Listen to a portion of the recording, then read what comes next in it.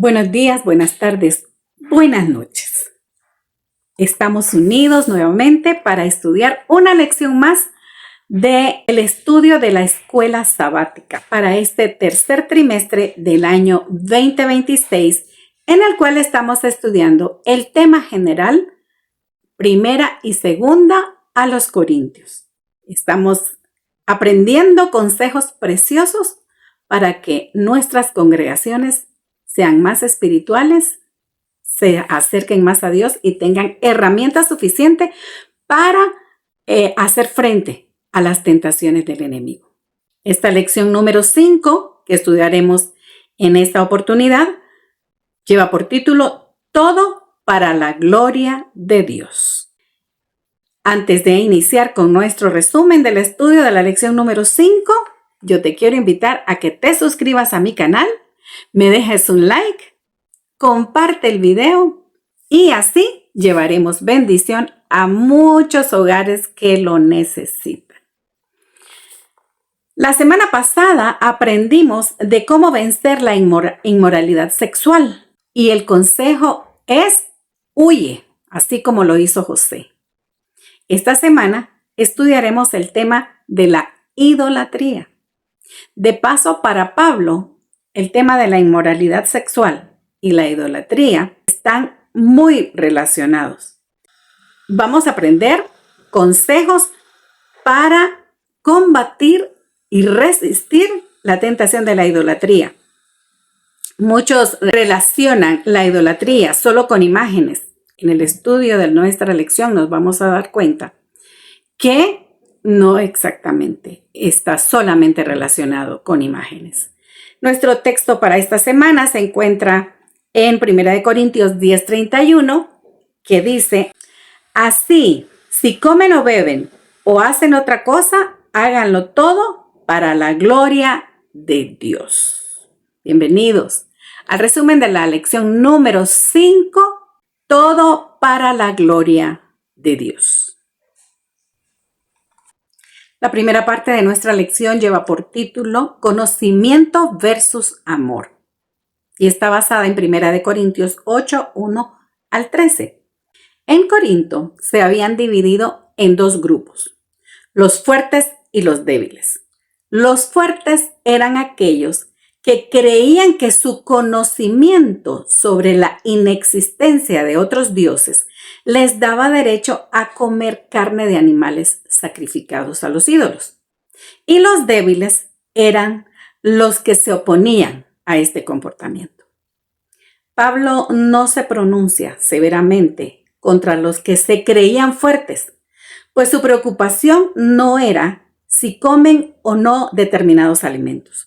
La preocupación de Pablo era acabar con la división de la congregación. Por eso, su llamado de atención concluye con esta interesante declaración. El verdadero conocimiento surge solamente cuando uno ama a Dios y es conocido de Él. El conocimiento sin amor carece de valor. Podemos decir que conocemos a Dios, pero si no lo amamos, no tiene valor, porque no vamos a hacer lo que Él nos manda.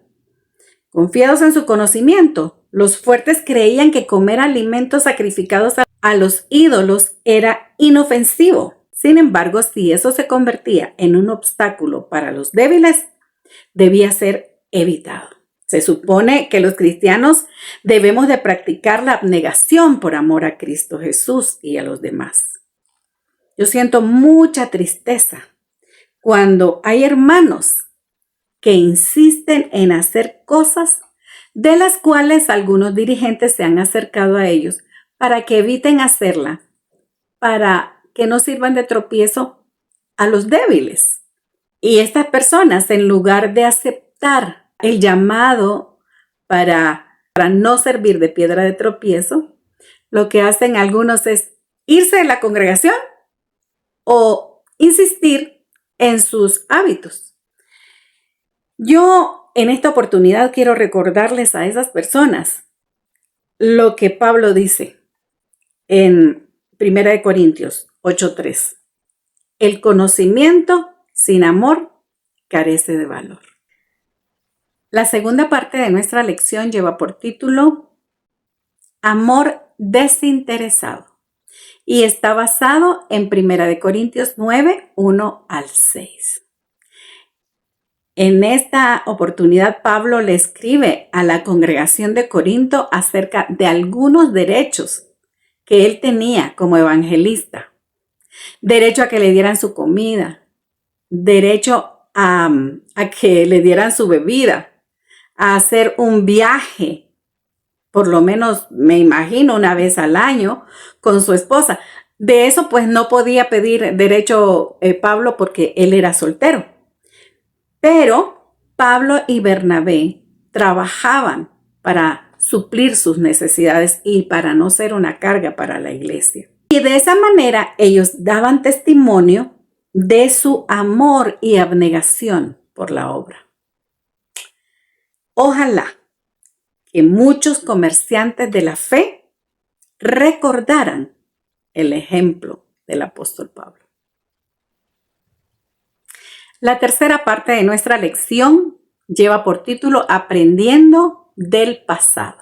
Después de dar ejemplo de abnegación basado en su propia experiencia, Pablo se centra más concretamente en el tema de la idolatría. Y entonces comienza a recordar lo que el pueblo de Israel había hecho en el pasado. Este estudio está basado en 1 Corintios 10, 7 al 11, donde vemos que idolatría, fornicación eran retadores y en algunos casos hasta se rebelaban contra Dios. Murmuradores.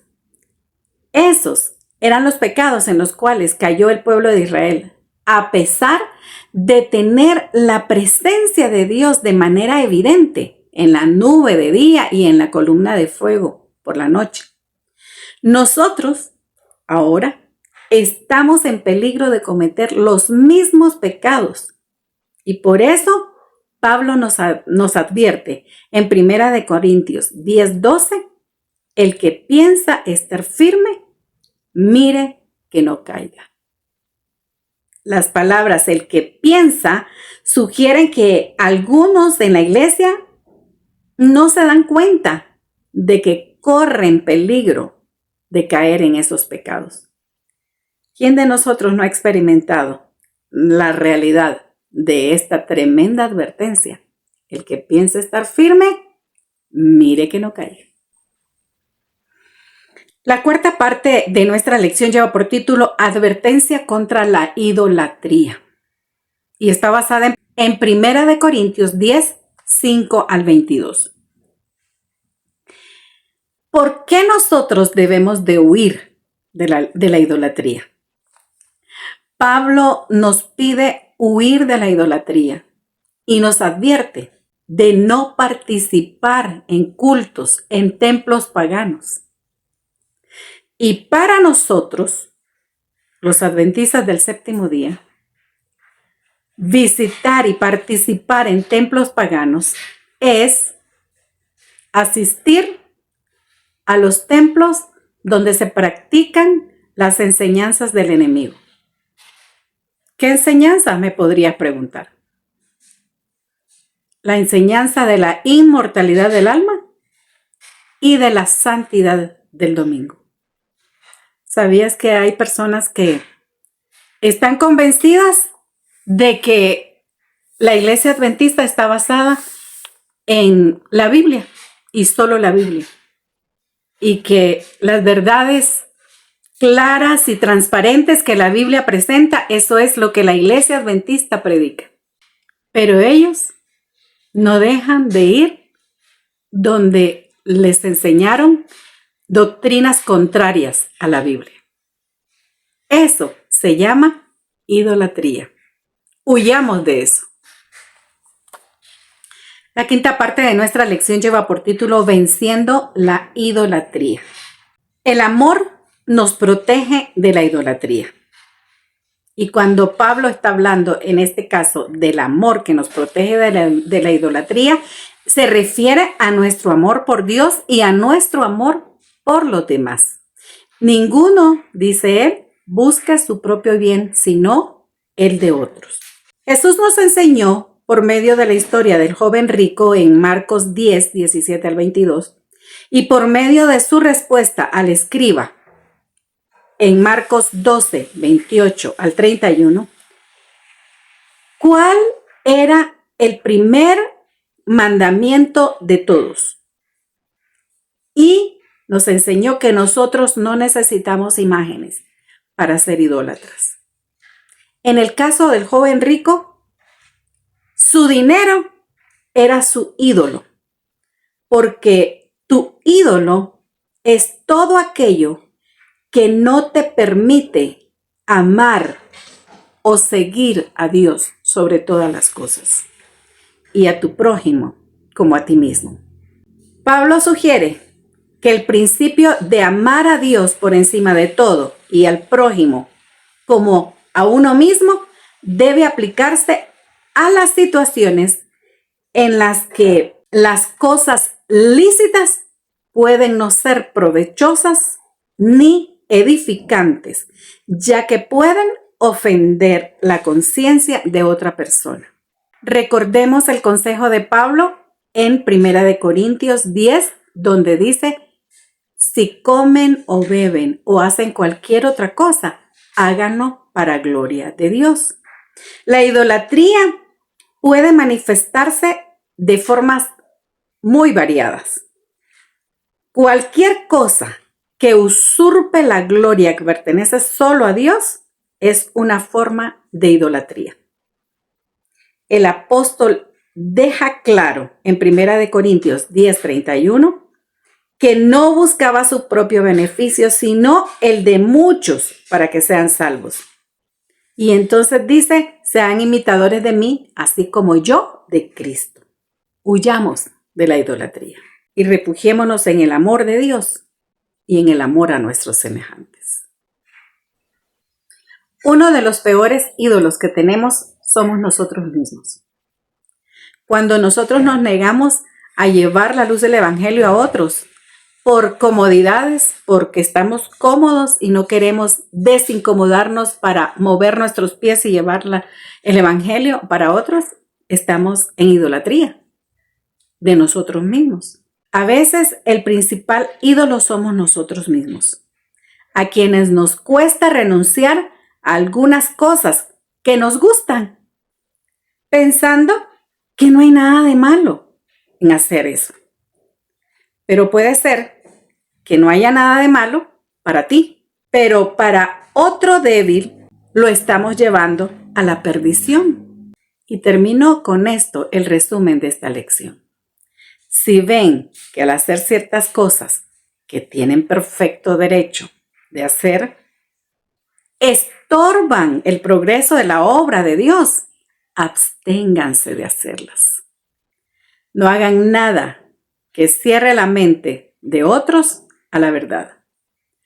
Dice Pablo: todas las cosas me son lícitas, mas no todas me convienen. Esto se encuentra en Testimonios para la Iglesia, tomo 9, página 172. Hemos llegado al final del resumen de la lección número 5. Todo para la gloria de Dios.